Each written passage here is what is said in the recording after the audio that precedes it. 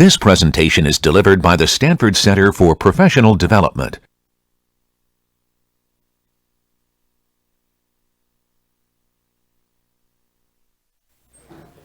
Okay, let's get started.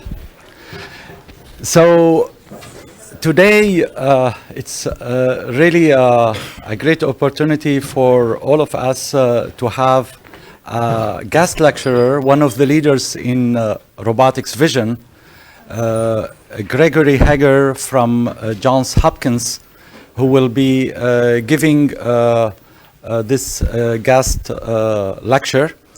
And on Monday, I wanted to mention that on Wednesday we have the midterm in class. Tonight and tomorrow we have the review sessions. So I think everyone has signed on for those sessions. And next Wednesday, the lecture will be given by a former PhD student from Stanford University, Krasi Korolov, who will be giving the lecture on trajectories and inverse kinematics. So, welcome, Greg. Thank you.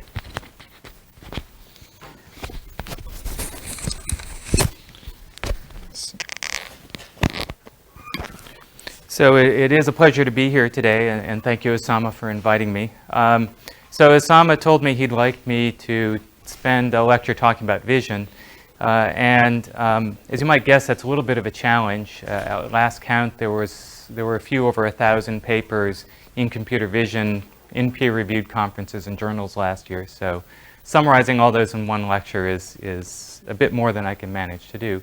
But what I thought I would do is try to focus it specifically on an area that I've been interested in for really quite a long time, namely, what is the perception and sensing you need to really build a system that has both manipulation and mobility capabilities.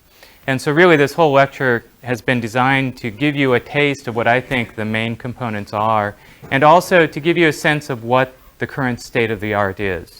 And again, it's obviously with the number of papers produced every year, defining the state of the art is difficult, but at least give you a sense of how to evaluate the work that's out there and how you might be able to use it in a robotic environment.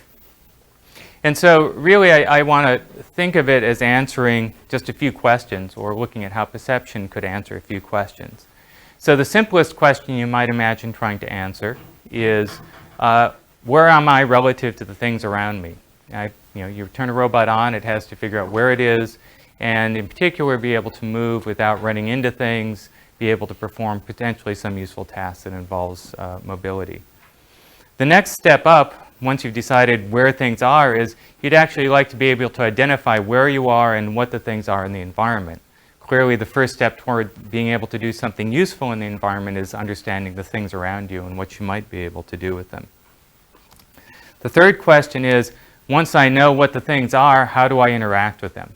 So there's a big difference between being able to walk around and not bump into things, and being able to actually safely reach out and touch something and be able to manipulate it in some interesting way. And then really the last question, which I'm not going to talk about today, is how do I actually think about solving new problems that in some sense were unforeseen by the original designer of the system. So it's one thing to build a materials handling robot where you've programmed it to deal with the 5 objects that you can imagine coming down the conveyor line. It's another thing to put a robot down in the middle of a kitchen and say, here's a table, clear the table, including china, dinnerware, glasses, boxes, things that it potentially has never seen before and needs to be able to manipulate safely. That, I think, is a problem I won't touch on today, but at least I'll give some suggestions as to where the problems lie. So I should say, again, I'm going to really breeze through a lot of material quickly, but at the same time, this is a class, obviously. If you're interested in something, if you have a question, if I'm mumbling and you can't understand me, just stop and we'll go back and talk in more depth about whatever I just covered. So with that, the topics I've chosen today really, in many ways, from bottom, if you will, to top, from low-level capabilities to higher level, are first computational stereo, a way of getting the geometry of the environment around you. Feature detection and matching, a way of starting to identify objects and identify where you are. And motion tracking and visual feedback, how do you actually use information from vision to manipulate the world? And again, I think the applications of those particular modules are fairly obvious in robotic mobility and manipulation. So again, let me just dive right in. I don't know, actually, how many people here have taken or are taking the computer vision course that is being taught? Okay, so a few people. For you, this will be a review. You can, I guess, hopefully bone up for the midterm whenever that's going to happen or something. And hopefully I don't say anything that disagrees with anything that Jana has taught you. But so what is computational stereo? Well, computational stereo, quite simply, is a phenomena that you're all very familiar with. It's the fact that if you have two light-sensing devices, eyes, cameras, and you view the same physical point in space, and there's a physical separation between those viewpoints, you can now solve a triangulation problem. I can determine how far something is from the viewing sensors by finding this point in both images and then simply solving a geometric triangulation problem. Simple. And in fact, there's a lot of stereo going on in this room. Pretty much everybody has stereo, although oddly about 10% of the population is stereo blind for one reason or another. So it turns out that, in this room there are probably 3 or 4 of you who actually don't do stereo, but you compensate in other ways. Even so, having stereo, particularly in a robotic system, would be a huge step forward. Sorry for the colors there. Didn't realize it had transposed them. So when you're solving a stereo problem in computer vision, there are really 3 core problems. The first problem is one of calibration. In order to solve the triangulation problem, I need to know where the sensors are in space relative to each other. A matching problem. So remember, in stereo, what I'm presented with is a pair of images. Now, those images can vary in many different ways. Hopefully, they contain common content. What I need to do is to find the common content, even though there is variation between the images. And then finally, reconstruction. Once I've actually performed the matching, now I can reconstruct the 3-dimensional space that I'm surrounded by. And so I'll talk just briefly about all 3 of those. So first, calibration. So again, why do we calibrate? Well, we calibrate for actually any number of reasons. Most important is that we have to characterize the sensing devices. So in particular, if you think about an image, you're getting information in pixels. So if you say that there's some point in an image, it's got a pixel location. It's just a set of numbers at a particular location. What you're interested in ultimately is computing distance to something in the world. Well, pixels are one unit, distances are a different unit. Clearly, you need to be able to convert between those two. So typically in a camera, there are 4 important numbers that we use to convert between them. 2 scale factors that convert from pixels to millimeters, and 2 numbers that characterize the center of projection in the image. So the good news for you is that there are a number of good toolkits out there that let you do this calibration. They let you characterize what's called the intrinsic or internal parameters of the camera. In addition, we need to know the relationship of the 2 cameras to each other. That's often called the extrinsic or external calibration. That's also something that you can get very good toolkits to solve. There's a toolkit for MATLAB, in fact, that solves that quite well.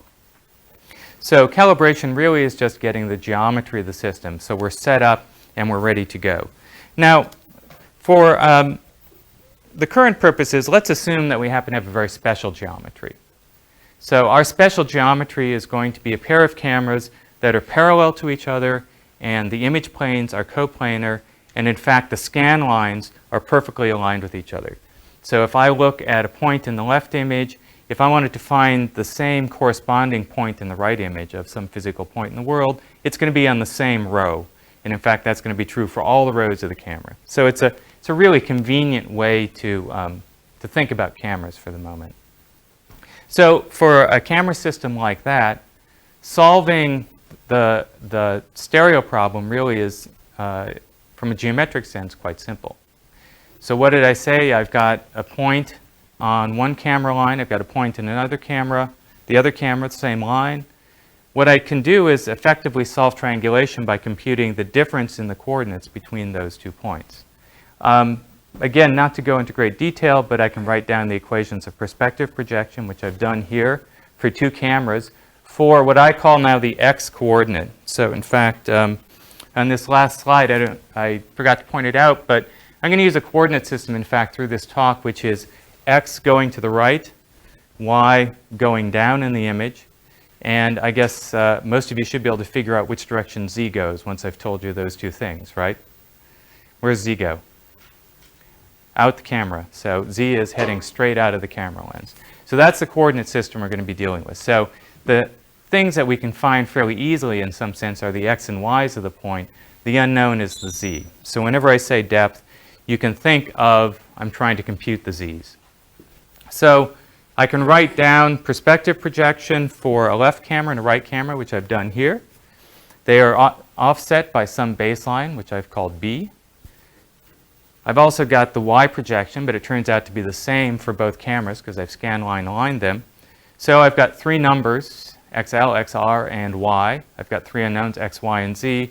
A little algebra allows us to solve for the depth, z, as a function of disparity, which again is the difference between the 2 coordinates, the baseline of the camera, and this internal scaling factor, which allows us to go from pixels to millimeters.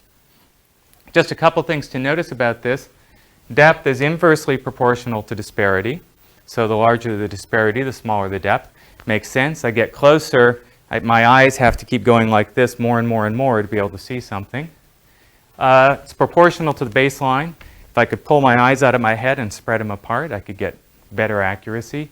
And it's also proportional to the resolution of the imaging system. So if you put all that together, you can start to actually think about designing stereo systems from very small to very large that operate at different distances and with different accuracies. The other thing to point out here is that depth being inversely proportional to disparity means that close to the camera we actually get very good depth resolution. As we get further and further away, our ability to resolve depth by disparity goes down drastically. You see out here, at a distance of 10 meters, one disparity level is already tens, maybe even hundreds of centimeters of distance. So stereo is actually good in here. It's very hard out there. And in fact, anybody happen to know the human stereo system, what its optimal operating point is? Anybody had a class where they talk about that? It's right about here. It's about 18 inches from your nose. Right in this point, you have great stereo acuity.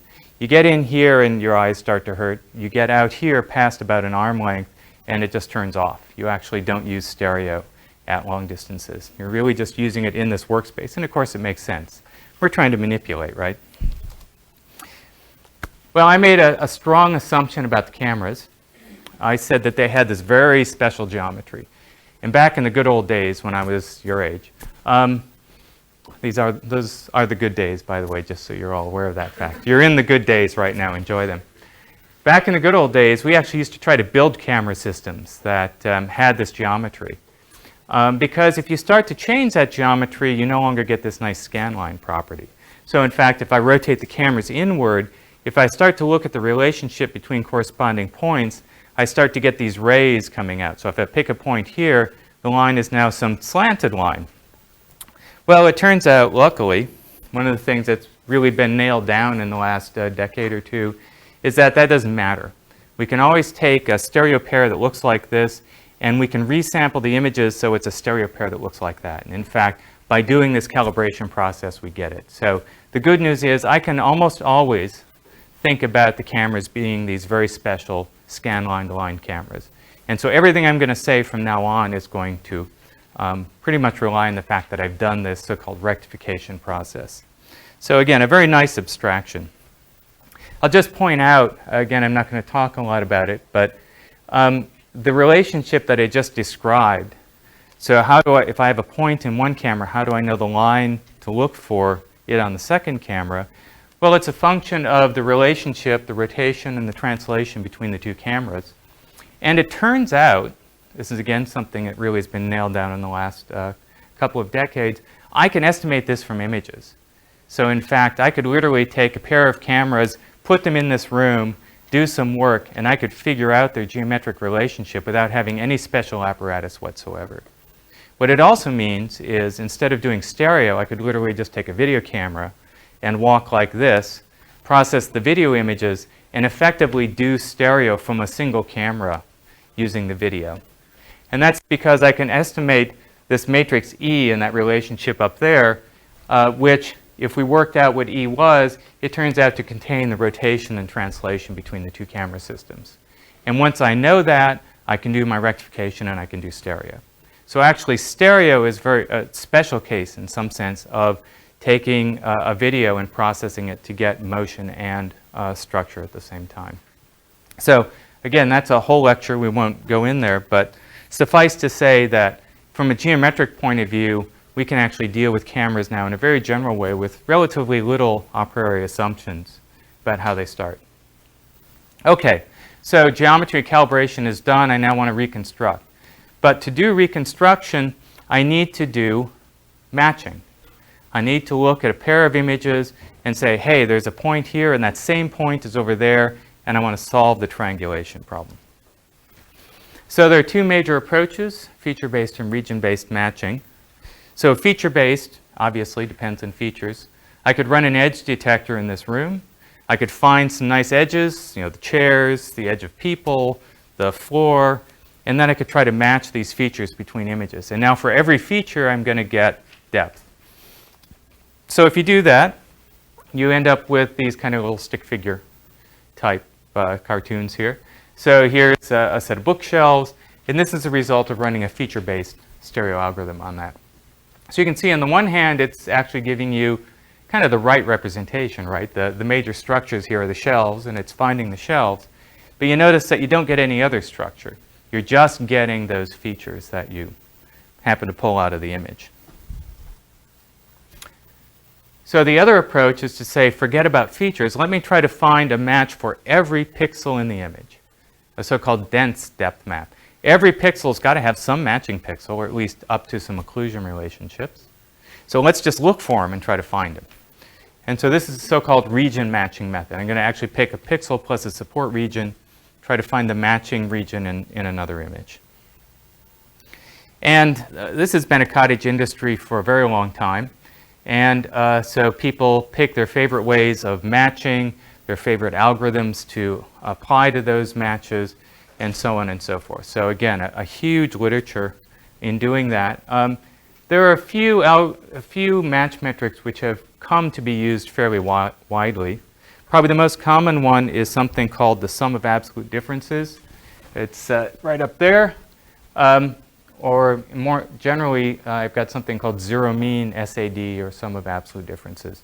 And that's probably the most widely used algorithm, not the least of which because it's very easy to implement in hardware and it's very fast to operate. So you take a region, you take the difference, take a region, take their difference, take their absolute value, sum those, and assume if they match that difference is going to be small. If they don't match, it's going to be big. All the other metrics I have up here are really different variations on that theme of take this region, take that region, compare them, and try to minimize or maximize some measure. So if I have a match measure, now I can look at correspondence. Again, I get to use the fact that things are scanline aligned. So when I pick a point in the left image, or a pixel in the left image, I know I'm just going to look along a single line in the right image, not the whole image. So simple algorithm. For every row, for every column, for every disparity, so for every distance that I'm going to consider essentially, I'm now going to compute my match metric in some window. I'll record it. If it happens to be better than the best match I found for this pixel, if it's better than the best match I found for this pixel, I'll record it. If not, I just go around and try the next disparity. So you work this out. How much computing are you doing? Well, it's every pixel, rows and columns, every disparity. So for example, for my eyes, if I'm trying to compute on kind of canonical images over a good working range, 3 feet to a foot, maybe 100 disparities, 120 disparities. So rows, columns, 120 disparities, size of the window, which might be, let's say, 11 by 11 pixels. It's a pretty common number. So there's a lot of computing in this algorithm, a lot of computing. And in fact, up until maybe 10 years ago, even just running a stereo algorithm was a feat.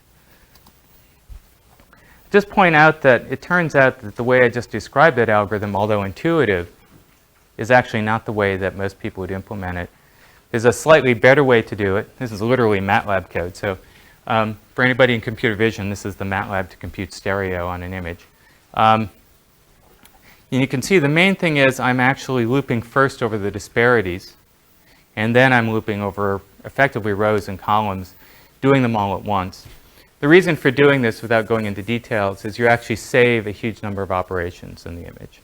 So if you ever do implement stereo, and I know there are some people in this room who are interested in it, don't ever do this. It's the wrong thing to do.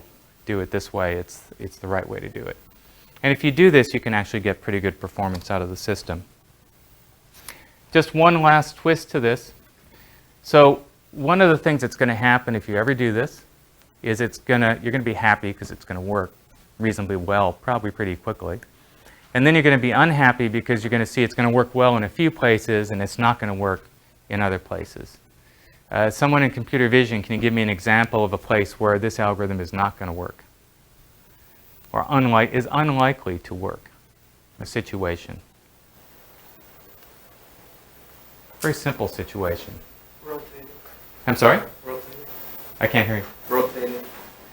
Well, but I'm assuming rectification, so. Yeah, the boundaries are going to be a problem, right? Because I'm going to get occlusion relationships will change the pixels, so that's good. Occlusions are bad. How about this? I look at a white sheet of paper. What am I going to be able to match between the two images? Almost nothing, right? So you put a stereo algorithm in this room, it's going to do great on the chairs, except at the boundaries. But there's this nice white wall back there, and there's nothing to match. So it's not going to work everywhere. It's only going to work in a few places. How can you tell when it's working?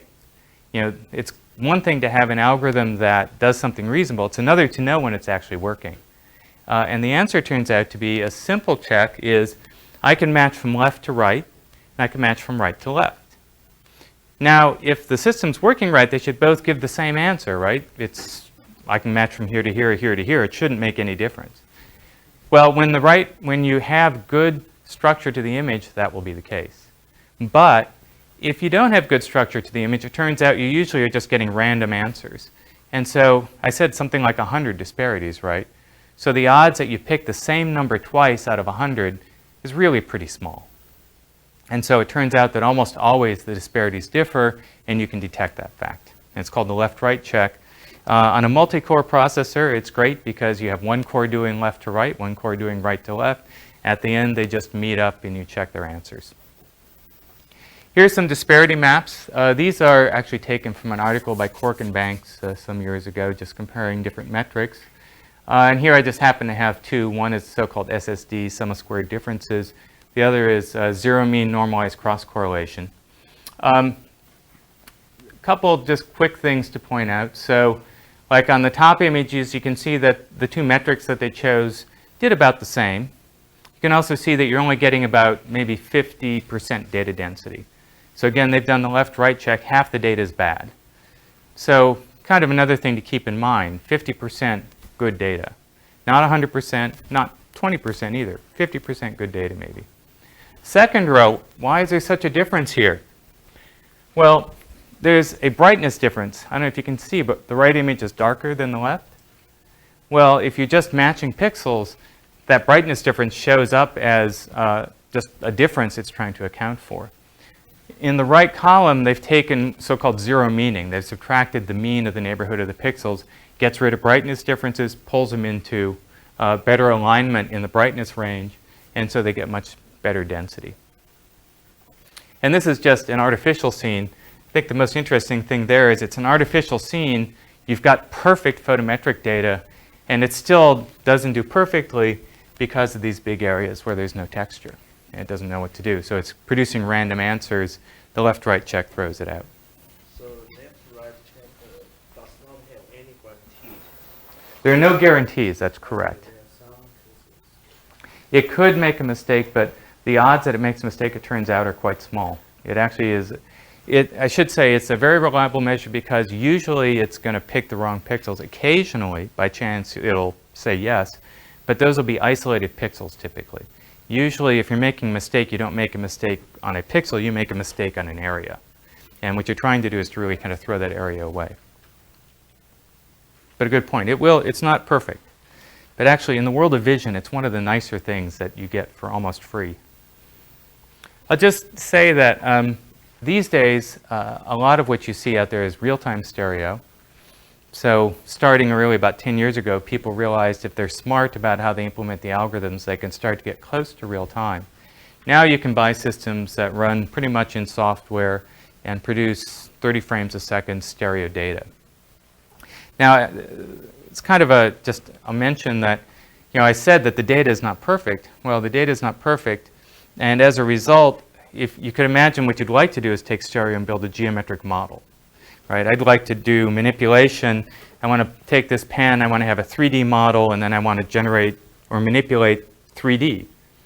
Well, you saw those images. Stereo typically doesn't produce data that's good enough to give you high precision, completely dense 3D models. It's an interesting research problem, and people are working on it.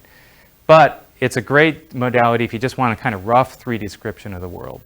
And you can run it in real time, and you're now getting kind of real-time coarse 3D. And so I think that's why right now real-time stereo is really getting a lot of interest, because it gives you this coarse, wide field 3D data, 30 frames a second, that lets you just do interesting things. I just thought I would throw in one example of what you can do. So this is actually something we did 10 years ago, I guess. You're a mobile robot and you want to detect obstacles, and you're running on a floor. So what's an obstacle? Well, it's a positive obstacle, something that I'm going to run into. Or it could be a negative obstacle. I'm coming to the edge of the stairs and I don't want to fall down the stairs. So I'm going to use stereo to do this. And so the main observation is that since I assumed I'm more or less operating on a floor, I've got a ground plane. And it turns out planar structures in the world are effectively planar structures in disparity space. So it's very easy to detect this big plane and to remove it. And once you've removed that big plane, anything that's left has got to be an obstacle, positive or negative. Doesn't matter what it is. So you run stereo, you remove the ground plane. If there's something left, that's something you want to worry about avoiding. So here's a little video showing this. So there's a real-time stereo system. So first we put down something that's an obstacle. It shows up. Here's something which, if you were just doing something like background subtraction, you might say that that newspaper is an obstacle. It's different than the floor, right? So you would drive around it because it could be something you don't run into. But here, since we've got this ground plane removal going, we can see that this is very clearly an obstacle. That is very clearly something that's just attached to the floor and disappears, and you can go by it. And this is something real cheap, easy, simple to implement. And I think that really is the great value of stereo in robotics right now, today, is that most stereo algorithms can give you this core sense of what's around you and where you're going, and you can use it for downstream computations. In the world of stereo and research, there are a lot of other issues that people are trying to deal with. How do you increase the density, increase the precision, deal with photometric issues like shiny objects, deal with these differences between the images just due to brightness. Lack of texture, how do I deal with the fact that in some places I don't have lack of texture? How do I infer some sort of depth there? And also geometric ambiguities like occlusion boundaries. How do I deal with the fact that occasionally there'll be parts of the image that the left camera sees and the right camera doesn't see? So there's ongoing research there. Most of these methods, I'll just say, try to solve stereo not as this local region matching problem I mentioned, but as a global optimization problem. And so there's a lot of work in different global optimization algorithms. And there is hope that ultimately stereo will get to the point that it really can do the sort of thing I mentioned. I want to pick this up, and I really want to get a 3D model and use that for manipulation. Probably not there today. I should just say that there's one simple way to get a huge performance boost out of your stereo algorithm, something that people often do. I don't know if anybody can guess one way to just take a stereo algorithm and make it work a whole lot better. Think about like how I could change this sheet of paper to be something that I could actually do matching on. You want to add texture. How could you add texture? Project light. There you go. Just put a little light projector on the top of your stereo system and you'll be amazed at how well it works. Suddenly, this thing which you couldn't match before becomes the world's best place to do stereo because you get to choose the texture and you get to match it. So that's the other thing that people have looked a lot into. You'll see in the literature, structured light stereo is another way to get better performance out of stereo. Okay, so that's stereo. Again, the message here is by using two cameras, you can get, at this point, data density and accuracy that still exceeds pretty much anything else you could imagine in the laser rangefinding world. It's not as reliable as laser rangefinding, and that's probably the thing that is still the main topic of research. Any quick questions on that before I shift gears? Okay, so I'm a robot. I'm running around. I've got real-time stereo. I don't run into things anymore. If somebody walks in front of me, I scurry away as quickly as I can so that I don't hurt them. But I have no clue where I am in the world. Or I have no clue what's in the world around me. So if you said, you know, go over to the printer and get my printout, you know, where's the printer? Where am I? Where's your office? Who are you? So how can we solve those problems? And in fact, this, I think, is an area of computer vision that I would say in the last decade has undergone a true revolution. 10 years ago, if I would have talked about object recognition in this lecture, we really had no clue. There are kind of some interesting things going on in the field, but we had no clue. And today, there are people who would claim that at least certain classes of object recognition problems are solved problems. We actually know very well how to build solutions, and there are actually commercial solutions out there. So, what is the problem with object recognition? Well, it's a chicken and egg problem. If I want to recognize an object, there are many unknowns. So, I look at an image, I don't know the identity of the object, I don't know where it is, and most importantly, perhaps, I don't know what's being presented to me. So I don't happen to have a, oh, here we go. So, you know, if I say recognize, find my cell phone in the image, you don't know if you're going to see the front of the cell phone, the back of the cell phone, the top of the cell phone. You don't know if you're going to see half of the cell phone hidden behind something else. You don't know what the lighting on the cell phone is going to be. Huge unknowns in the appearance, let alone then finding it in the image and segmenting it, and then actually doing the identification. So there's a sense in which if I could segment the object, if I could say here's where the object is in the image, then solving recognition and pose would be fairly easy. Or if I told you the pose of the object, solving segmentation and recognition would be easy to do. Or if I tell you what the object is, finding it and figuring out its pose is easy to do. Doing all of them at the same time is hard. So for a long time, people tried to use geometry. So maybe the right thing to do is to have a 3D model of my cell phone and to use my stereo vision to recognize it. Well, we just said stereo is not real reliable, right? Probably not good enough to recognize objects. So another set of people said, well, how about if we recognize it from appearance? So let's just take pictures. You know, the way I'm going to recognize my cell phone is I've just got 30 pictures of my cell phone and you find it in the image. So you can do that. And in fact, you can see here, this is some work of Sri Nair about 10 years ago. They're doing pretty well on a database of about 100 objects. But you notice some other things, not in the database. Black background. The objects actually only have, in this case, 1 degree of freedom. It's rotation in the plane.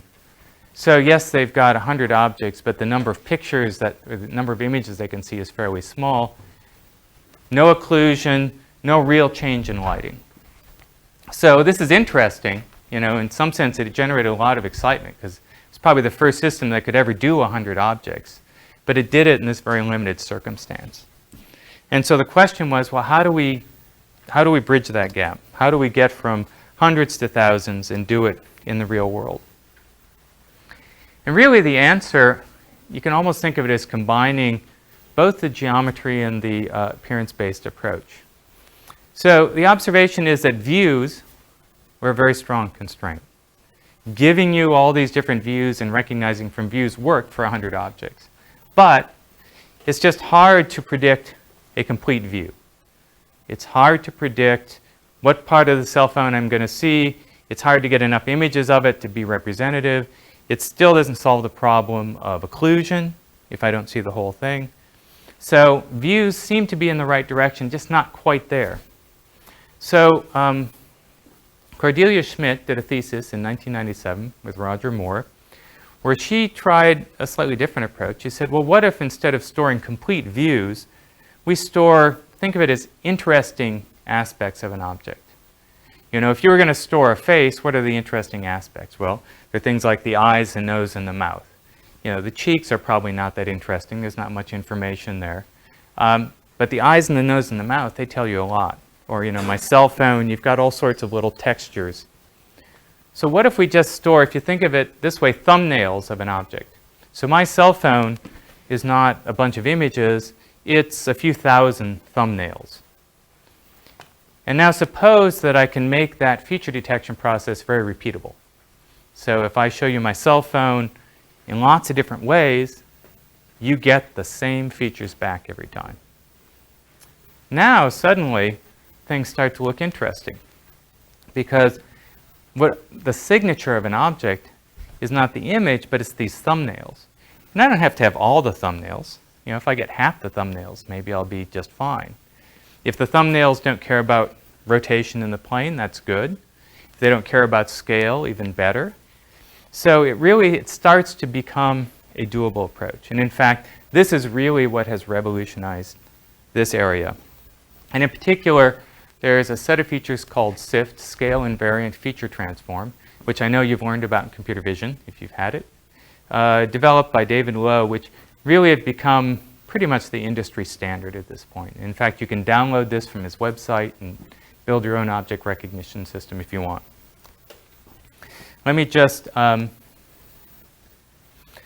a little bit about a few details of the approach. So I said features is where we want to go. Well, there are two things that we need to get good features. One is we need good detection repeatability. I need a way of saying there are features on this wall at this orientation, features on this wall at this orientation. I should find the same features. So detection has to be invariant to image transformations. And I have to represent these features somehow. And probably just using a little thumbnail is not the best way to go, right? Because a thumbnail, if I take my cell phone and I rotate a little bit out of plane, or I rotate even in plane, the image changes a lot. And I'd like to not have to represent every possible appearance of my cell phone under every possible orientation. So we need to represent them in a coordinate invariant way, and we need lots of them. And when I say lots, I don't mean 10, I mean 1,000. We want lots of them. So Sift features solve this problem. They do it in the following way. They do a set of filtering operations to find features that are invariant to, the detection is invariant to rotation and scale. It does a localization process to find a very precise location for it. It assigns an orientation to the feature. So now if I redetect it, I can always assign the same orientation to that feature and cancel for rotations in the image. Builds a key point descriptor out of this information, and a typical image yields about 2,000 stable features. There's some evidence that suggests to recognize an object like my cell phone, you only need 3 to 6 of them. So from a few thousand features, you only need 1 or 2%, and you're there. So again, just briefly, the steps, set of filtering operations. What they're trying to do is to find features that have both a local structure that's a maximum of an objective function and a size or a scale that's a maximum of an objective function. So they're really doing a three-dimensional search for a maximum. Once they have that, they say, aha, this area is a feature. Key point descriptors, what they do is they compute the so-called gradient structure of the image. So this allows them to assign a direction to features. And so again, by having an assigned orientation, they can get rid of rotation. in the image. So if you do that and you run it on an image, you get confusing figures like this. What they've done is they've drawn a little arrow in this image for every detected feature. So you can think of a long arrow as being a big feature, so a large scale feature, and small arrows being fine, detailed features. And the direction of the arrow is this orientation assignment that they give. And so you can see in this house picture, it's not even that high-res picture. It's 233 by 189. And they've got 832 original key points filtered down to 536 when they did a little bit of throwing out what they thought were bad features. So lots of features, lots of information that's being memorized, but discretely now. Not the whole image, just discretely. If you take those features and you try to match features, it turns out also they're very discriminative. So if I look at the difference in match value between two features that do match and two features that don't match, it's about a factor of 2, typically. And so there's enough signal there you can actually get matches pretty reliably. Now I mentioned geometry. So right now, an object would just be a suitcase of features. So if I were going to memorize my cell phone, I just said I gave you some thumbnails. So most systems actually build that into a view. So I don't just say my cell phone is just a bag of features, but it's a bag of features with some spatial relationship among them. And so now if I match a feature up here, it tells me something about what to expect about features down there. Or more generally, if I see a bunch of feature matches, I can now try to compute an object pose that's consistent with all of them. And so in fact, that's how the feature matching works. It uses something called the Huff transform, which you can think of as a voting technique. Just generally, voting is a good thing. I'll just say as an aside, this whole thing that I've been talking about, all we're trying to do is to set up voting. And we're really trying to be in an election where we're not going down to the August convention to make a decision of who's winning the primaries. This is an election that we want to win on the first try. So these features are very good features. They do very discriminative matching of objects. You add a little bit of geometry, and suddenly, from a few feature matches, you're getting pose and identity of an object from a very small amount of information. So here are a couple of results. This is from David Lowe's original paper. So you can see there's just a couple objects here, a little toy train and a froggy. And there's the scene. And if you just are given that center image, I think even a person has to look a little bit before you find the froggy and the toy train. And on the right are the detected froggy and toy train, including a froggy that's been almost completely hidden behind that dark black object. You just see his front flipper and his back flipper, but you don't see anything else. And the system's actually detected, in this case, 2 instances, I think. Well, no, actually it's one box. So it got 1 instance. It even got it realized that even though it was occluded, it's one object out there. So, I mean, these, again, I think it's fair to say are fairly remarkable results considering where the field was at that time. Since then, there's been a cottage industry of how can we make this better, faster, higher, stronger. So this happens to be work by Ponce and Rothganger, where they tried to extend it by using better geometric models and slightly richer features. So they have 51 objects, and they can have any number of objects in a scene. And this is the sort of recognition plots that you're starting to see now. So, we're not talking about getting it right 60% of the time or 70% of the time. They're getting 90+% recognition rates on these objects. Now, of course, I've been talking about object recognition. Just point out that you can think of object recognition as there's an object in front of me and I want to know its identity and its pose. Or you can think of the object as the world and I want to know my pose inside this big object called the world. And so, for example, if I'm outside, I might see a few interesting landmarks and recognize or remember those landmarks using features. And now when I drive around the world, I'll go and I'll look for those same features again and use them to decide where I am.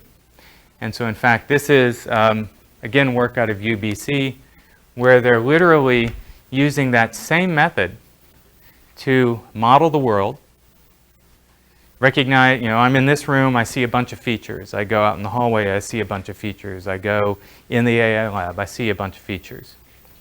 Store all those features, and now as I'm driving around in the world, I look for things that I recognize. If I see it, then I know where I am relative to where I was before. Moreover, remember I said that for stereo, to get geometry, we didn't have to actually calibrate our stereo system. We could have one camera and it could just walk around. We could compute this so-called epipolar geometry automatically, and then we could do stereo.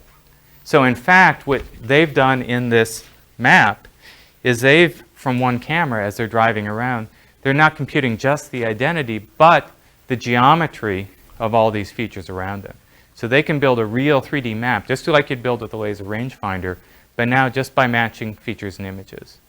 And in fact, we edited a joint issue of IJCV and IJRR about, I guess, 6 to 8 months ago.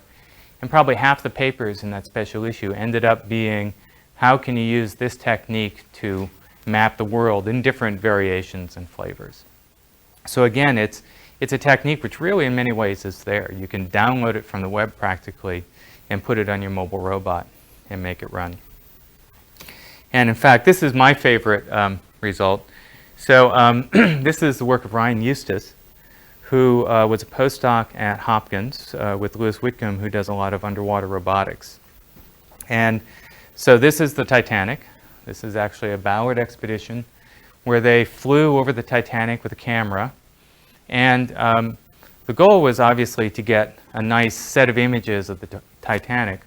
But the problem is that underwater it's really difficult to do very precise localization and odometry. And so what Ryan did is he took these techniques and he built effectively a mapping system, very high precision mapping system, that was able to take these images, use the images to localize the underwater robot, and then put the images together into a mosaic. And so this is a mosaic of the Titanic as they flew over it. You can see the numbers up there.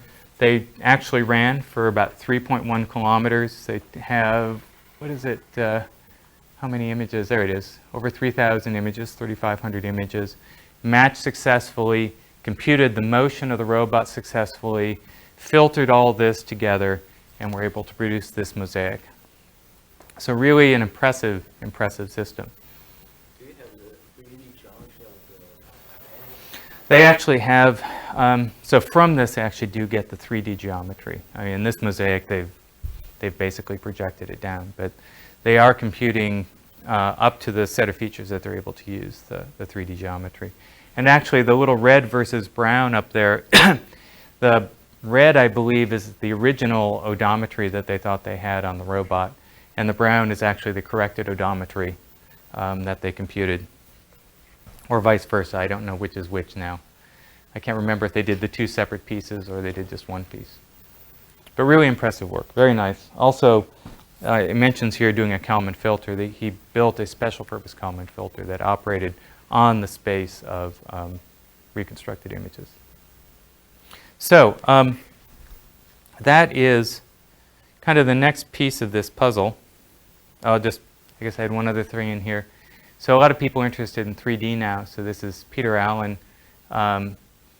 also putting together images. Here he's just showing the range data, but you can imagine if you have range and appearance, now you can actually do interesting things using both 3D and appearance information. And I know there's some work going on here at Stanford in that also. So that's kind of chapter 2. So now a set of techniques that not only let me avoid running into things in the world, but a set of techniques that let me say, well, where am I? And where are some things that I'm interested in? So you can now actually imagine phrasing the problem, I want to pick up the cell phone. And you could actually have a system that recognizes the cell phone and is able to say, hey, there's the thing that I want to pick up. So I'll just finish up with what I thought was the last piece of this puzzle, namely, how do I pick it up?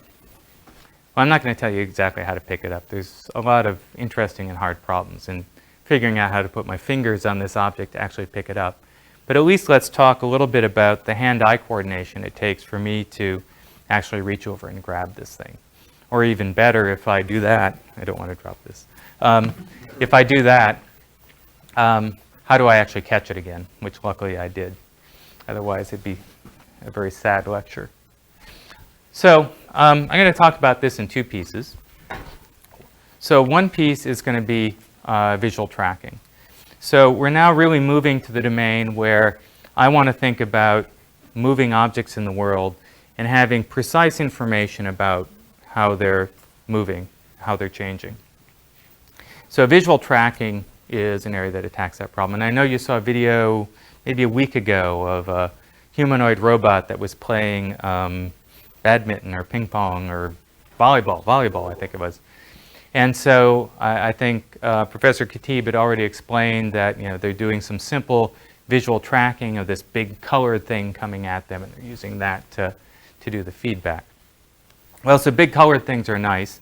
Unfortunately, my cell phone is not day-glow orange, so it's hard to just use color as the only thing that you can deal with. But tracking has been a problem of interest for a long time, tracking people, tracking faces, tracking expressions, all sorts of different tracking.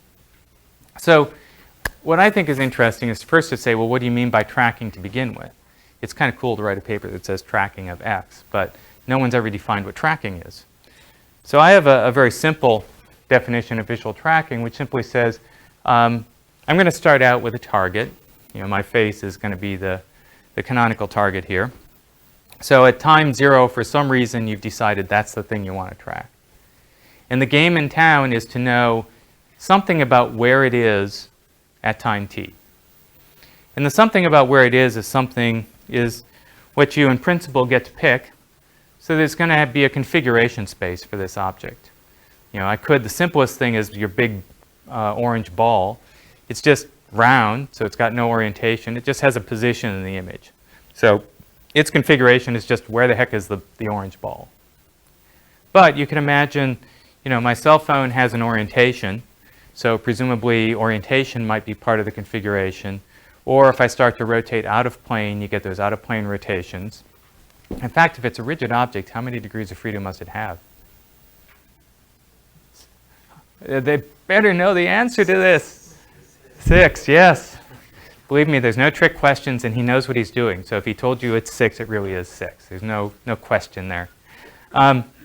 6. So sure, if this is a rigid object, in principle, there must be 6 degrees of freedom that describe it. Though, of course, if it's my arm, then it's got more degrees of freedom. I wonder how many more it has. Anyway. Okay, so there's going to be a configuration space for this object, and ultimately, that's what we care about is that configuration space. The problem is that the image we get depends on this configuration space in some way. And so here I'm going to imagine for the moment that I can predict an image if I knew its configuration, if I knew the original image. And so you can imagine this is like the forward kinematics of your robot. I give you a kinematic structure and I give you some joint values, and now you can say, aha, here's a new kinematic configuration for my object. So the problem then is, I'm going to think of a tracking problem. So I know the initial configuration, I know the configuration at time t, I know the original image. Now what I'd like to do is to compute the change in parameters, or even better, just the parameters themselves. I don't know what D stands for, so don't ask me what D stands for. I want to compute the new configuration at time t plus 1 from the image at time t plus 1 and everything else I've seen. Or another way to think of this is, look, I said I believe I can predict the appearance of an object from 0 to t. I can also think of it the other way around. I can take the image at time t, and if I knew the configuration, I could predict what it would have looked like when we started, and now I can try to find the configuration that best explains the starting image. And so this really is effectively a stabilization problem. I'm going to try to pick a set of parameters that always make what I'm predicting look as close to the original template as possible. So in this case, I'm going to take the face and unrotate it and try to make it look like the original face. And so my stabilization point now is an image. And so this gives rise to a very natural sort of notion of tracking. where I actually use my little model that I described, my prediction model, to take the current image, apply the current parameters, produce what's hopefully something that looks like the image of the object to start with. So if I started with my cell phone like this and later on it looks like that, I'm going to take that image, I'm going to resample it so hopefully it looks like that again. If it doesn't look like that, there's going to be some difference. I'm going to take that difference, run it through something. Hopefully that something will tell me a change in parameters. I'll accumulate this change in parameters and suddenly I've updated my configuration to be right. Now what's interesting about this, perhaps, let's just skip over this for the moment. So we can, for a planar object, we can use a very simple configuration which turns out to be a so-called affine model. So how do I solve that stabilization problem? Well, again, I said I'm going to start out with this predictive model, which is kind of like your kinematics. And if I want to go from a kinematic description talking about positions in space to velocities in space, what do I use? Jacobian, imagine that. Hey, we've got, kinematics in the rigid body world. We've also got kinematics in image space. Let's take a Jacobian. If we take a Jacobian, we're now relating what? Changes in configuration space to changes in appearance. Just like the Jacobian in robotics relates changes in configuration space to changes in Cartesian position. So there you go. So I'm going to take a Jacobian. It's going to be a very big Jacobian. So the number of pixels in the image might be 10,000. So I'm going to have 10,000 rows and however many configurations. So 10,000 by 6. So it's a very big Jacobian, but it's a Jacobian nonetheless. And we know how to take those. Well, now I've got a way of relating change in parameter to change in the image. Suppose I measure an error in the image, which is kind of locally like a change in the image. So an error in the alignment. Well, suppose I effectively invert that Jacobian. Now again, I have to use a pseudo-inverse because I got this big tall matrix instead of a square matrix. Well, so I take this incremental error that I've seen in my alignment, go backwards through the Jacobian, and lo and behold, it gives me a change in the configuration. And so I close the loop by literally doing an inverse Jacobian. In fact, it's the same thing you could use to control your robot to a position in Cartesian space through the Jacobian. Really no different. So it really is a set point control problem. Again, I won't go into details. Right now, this is a huge, big time-varying Jacobian. It turns out that you can show, and this is work that we did, name slips my mind. CMU also did work showing that you can make this essentially a time-invariant system, which is just a way of implementing things very fast. What does a Jacobian look like? Well, the cool thing about images is you can look at Jacobians because they are images.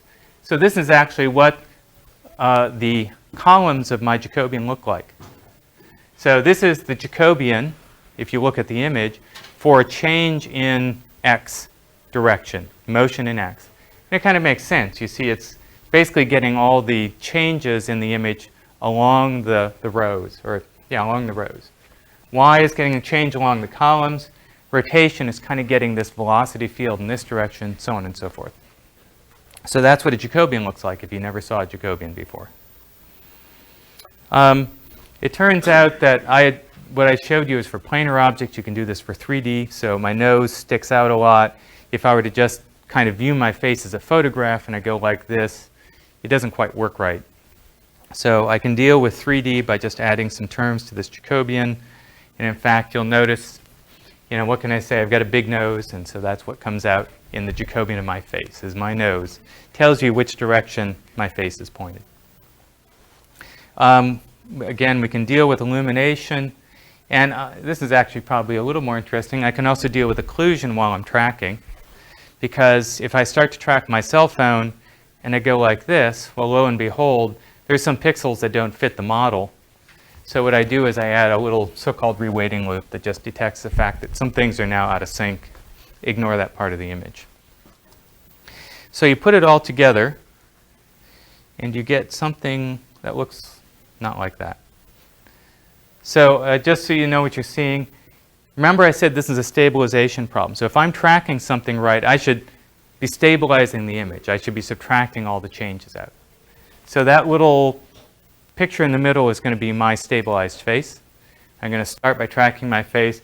And this is actually the big linear system I'm solving, my Jacobian, which actually includes motion and includes some illumination components too, which I didn't talk about.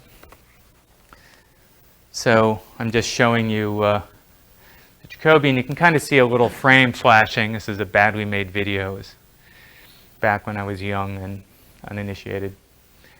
And so now you can see I'm running the tracking. This is just using planar tracking. So as I tip my head back and forth and move around, it's doing just fine. Scale is just fine because I'm computing all the configuration parameters that have to do with distance. I'm not accounting for facial expressions, so I can still make goofy faces and they come through just fine. Now I'm saying to an unseen partner, turn on the lights. And so I think some lights flash on and off. Yep, there we go. So it's just showing you can actually model those changes in illumination that we talked about in stereo 2 through some magic that only I know and I'm not telling anyone. At least no one in this room. So actually it's not hard. It turns out that for an object like your face, if you just take about a half a dozen pictures under different illuminations and use that as a linear basis for illumination, that'll work just fine for illumination model. Notice here that I'm turning side to side though, and it clearly doesn't know anything about 3D. So you can actually make my nose grow like Pinocchio by just doing the right thing. So I just let this run a little long. Okay. So now what I did is I put in the 3D model. And so the interesting thing now is you see my nose is stock still. So I actually know enough about the 3D geometry of the face in 3D configurations that I'm canceling all of the configuration, all the changes due to configuration out of the image. As a side effect, I happen to know where I'm looking too. So if you look at the back side, I'm telling you at any point in time what direction the face is looking. And here I'm just kind of pushing it. Eventually, as you start to get occlusions, it starts to break down, obviously, because I haven't modeled occlusions. And I wish I could fast forward this, but it's before the days of fast forwarding. Here my face is falling apart. He wasn't supposed to be there. It happens. It's faculty at Yale saying, hey, what are you doing? And this is just showing what happens if you don't deal with occlusion in vision. You can see that I'm kind of knocking this thing out and it comes back and then eventually it goes kaboom. And now we're doing that occlusion detection. So I'm saying, hey, what things match and what things don't match. And there you go. Cup. Sees a cup. Says that's not a face. So you can take these ideas and you can then push them around in lots of different ways.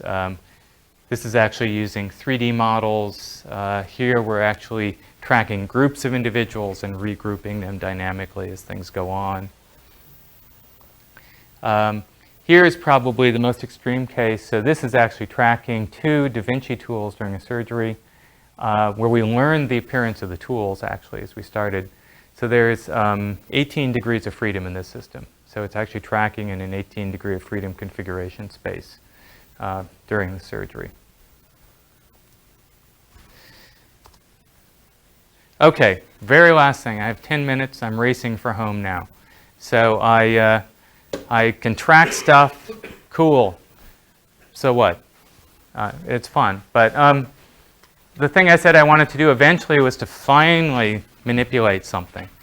I want to use all this visual information and I want to pick up the stupid cell phone and call my friends and say the vision lecture is finally over in robotics. So you can go out and do something else. But the question is, how do I want to do that? So I've got cameras. They're producing all sorts of cool information. I've got a robot that I want to make drive around. Where do I drive it to, or how do I drive it? So what should I put in that box? Any suggestions? You can assume I've got 2 cameras. So I've got stereo. I've got pretty much anything you've seen.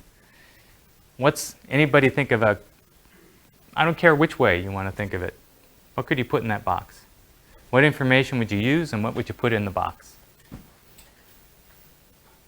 It's going to be on the midterm. But look, the simplest thing you could imagine, right, is I've got if I said I've got two cameras, I can actually, with those two cameras, measure a point in space. I can actually calibrate those cameras to the robot. And so I could just say, hey, go to this point in space. End of story. Good thing? Bad thing? Good or bad thing? Anybody think why it could be good or bad?